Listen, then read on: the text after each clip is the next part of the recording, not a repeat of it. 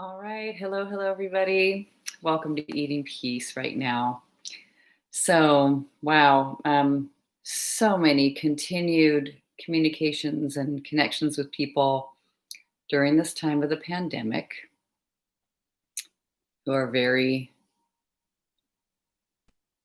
distraught by what's added at this particular time around being at home and stuck at home and near the pantry and near the fridge and thinking of eating and just something renewing itself around the compulsion to eat. Maybe when you thought that was more relaxed and here it's coming back, or maybe it was already difficult and it seems like it's coming on with a vengeance.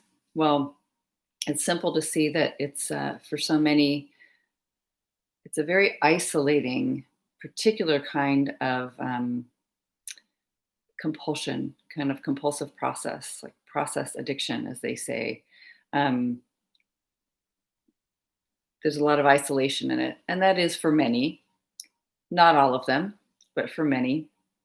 There's so much shame in it that we wind up feeling very much like we want to hide.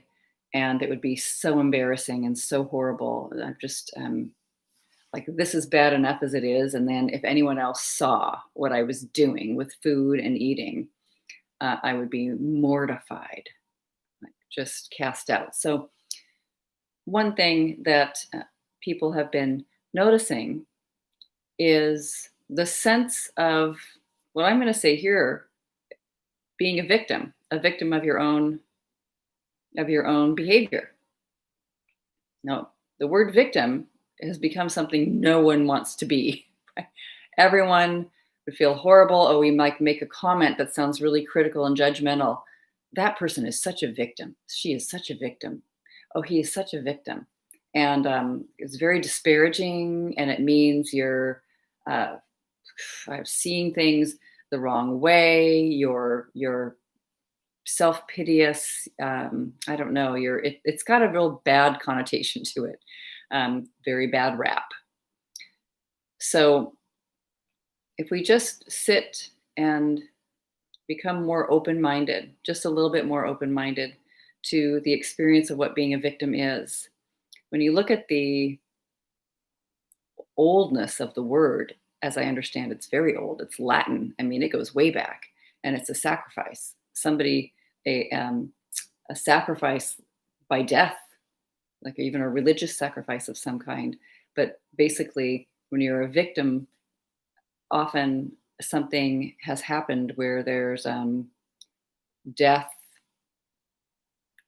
trauma, unfair, stealing, victim of a crime, victim of a, I mean, there's all the full range of everything that can ever happen in the human condition, which, if the mind goes running in that direction, can be so difficult. And here we are experiencing hardship, especially in the body. It winds up being really physically in the body when we're eating, off balance, overeating, undereating, wild swinging from one side of eating to the other side of eating, gaining weight, losing weight, really, really off balance. So just watching that mind, it's like a victim really of our own minds, of the way we're thinking, the way we're working with the mind. So it feels like something takes over and something else is in the back seat. And this thing is in the power seat, the driver's seat, the behavior. And I'm just swinging and swinging, which is what all addiction feels like. What I like offering and have found very helpful for me is just watching. If I begin to decide I am a victim of my own mind, or I am a victim of my feelings and my thought process and the way I'm responding and reacting, it's got a kind of an energy to it that builds, that just grows on itself, where you begin to remember and feel and consider all the things you've been a victim of. You just feel so crushed. You have a lot of compassion for just looking instead of criticism about being a victim itself. It's like first you feel like a very small, tiny speck of nothing, and then On top of that, saying, and you shouldn't, like, what's wrong with you? Stand up, pick yourself up, stop feeling so sorry for yourself or whatever, criticizing for being such a victim to yourself. It's just interesting to notice the voices in that mind. The voices have no concern for whatever the center of you is. It doesn't care. Um, the same voice that says, that sounds like a great idea. Why don't you just eat something? Eating, if you have the thought to eat something, let's just do it. I mean, you can't fight the feeling. It's just going to be a war. Let's just eat. Just go ahead. That same exact energy and voice that encourages the eating or says, there's nothing else we can possibly do. I can't make it through. I can't make it through this alive, will criticize you as soon as you're done eating. It's not really friendly, but it's interesting because it's the same kind of energy. One thing that's very helpful, we're doing this in the eating piece, just this basics course that I teach every so often, 8 classes. We're in the middle of it right now. And one thing that I love spending time with that's been very meaningful to me, and I offer it to the people in the class, is to look at the different energies that we have, similar to something being like a victim, and spend some time with them. Like, instead of just assuming what we mean, just saying it and using the word victim, spend some time with that and see what it's like. What color is it? Where does it live in comparison to the body or in the mind? Where do you feel it inside yourself? Is it coming from behind? Is it way out in front? Does it feel like it grabs you in the throat? If it had a color, what color would it be? If it had different colors, what would they be? What's the texture? What's the temperature? And sort of seeing all the pictures that flash around being so small. If we had some compassion for this definition of being a victim, instead of criticizing ourselves for being victims or those other people for being victims, it's like just looking at with deep compassion about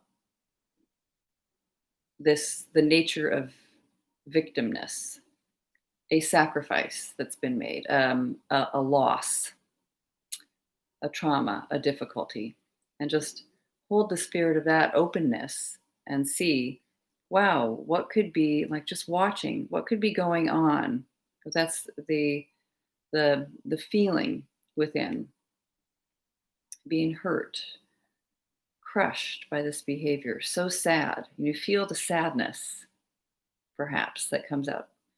You feel like you're a victim of this cycle of eating or any kind of compulsive process. That, in a way, has a certain, let's say, color and texture that sort of like a magnet, or like it's like you're swimming in the soup, or the swimming in a lake that has that kind of orientation. As I like to say, like you're putting glasses on that say, that's how this is. I'm a mess. I'm so small. When you're a victim, you feel like you're so small. You have no power. And something else is stronger and bigger and more powerful and greater. Simply the compulsion alone, an urge, memories, grief, feelings, emotional feelings, they do feel very strong. They feel, we'll say, overwhelming, which I love that. It's always like many English words or metaphors of boats. Overwhelming it's water is coming in and filling the boat. We're going to sink. And there's lots of danger in it. Danger of being drowned by feelings and sacrificed and dying and something being very lost. But if we look and just, instead of turning away and running so quickly from that energy or attacking ourselves for experiencing being overwhelmed or thinking something else is bigger than we are.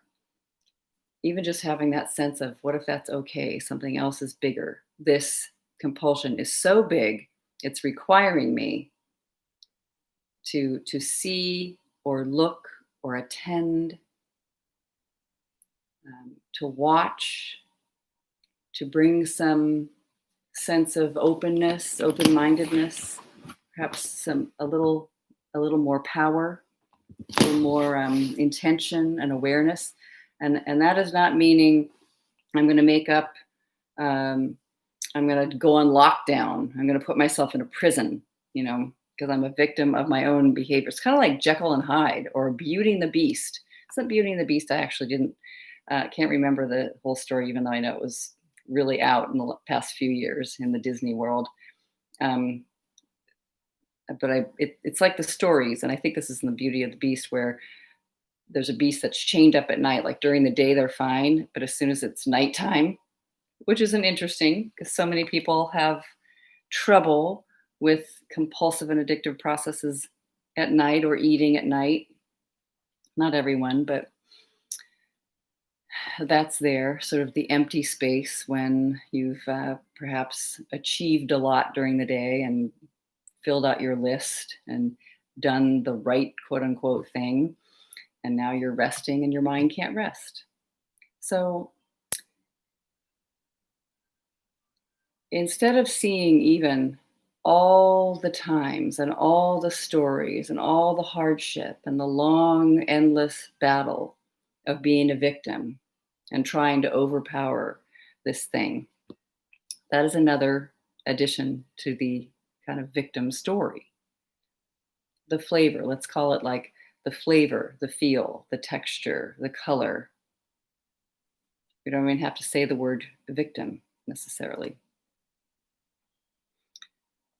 Could we sit in a way, this what the work of Byron Katie does, it allows you to sit in this moment, no matter what your history's been, no how many years you've had trouble with food and eating and gained and lost weight and all that. And it doesn't matter. You're sitting here in this present moment now, new moment. I am a victim of this eating. I'm a victim of my own eating behavior. I'm a victim of my mind or my feelings. Is it true in this moment? Yes, it seems so true. Just look what I've done with food. I can never stop. It's just an endless, repetitive, on and on. Okay. Thank you, mind, for sharing. But it seems like it. Wonderful that we have that second question. Can you absolutely know that that's true? Can you absolutely know that's the truth? I remember in my early 20s, I would consider myself having a raging eating disorder at the time, and having the thought in a therapy session, and I went to so many therapists, many. I added them all up once. I can't remember what the number was, but it was a lot. But I remember some of these conversations with therapists being very useful and very intimate. And it was not the way I really was, and kind, and it wasn't the way I was with my own mind. But I remember leaving some kind of session, a therapy session, or a group of some kind, and thinking, I know I wasn't born with something missing. I know it. I know I wasn't born with like something, some part of the brain broken. This is something that develops. This is something that I learned, or something that added all up together and created this perfect storm of terrible time with food and eating. And that alone helped me consider, I'm not ultimately, it's not absolutely true that I am a victim of something so overwhelming and so overpowering and so big that I could never break through that. But even if you answer yes, I am a victim of this, what happens when you think this thought? More of the same color, texture, temperature, feel burdened, heavy, discouraged, guilty. So maybe more of the same plus even more, or even changing into something very dreadful. So I love this question. Who would you be without this story right now in the moment? Without the story, I am a victim of this eating thing, this off balance eating, however it is that you do it. I'm a victim of my body. I'm a victim of this overweight. I'm a victim of my feelings. Who would you be without that thought? Who would you be without that story? But it was all here with an invitation, something very interesting, something you might have not been quite seeing or a lot seeing. What if it's not as hard as we think? I love the turnaround. I am not a victim of this. Certainly not ultimately. Anything could happen. I mean, just open to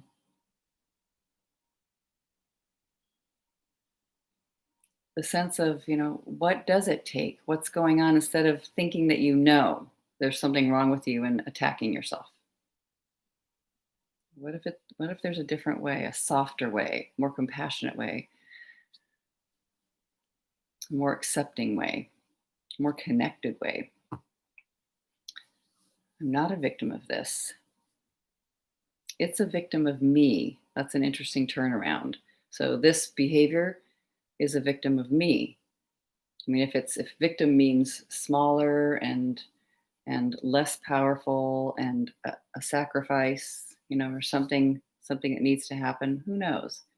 But it's interesting to just notice the difference between that, like taking the seesaw and tipping it this way. Whatever the me is more powerful. It's just a part. It's just a part of my life. I don't do it all the time. I would say, like, that was when I had an eating disorder. Well, did I have an eating disorder 24 hours a day? No. It's good to notice. So just considering,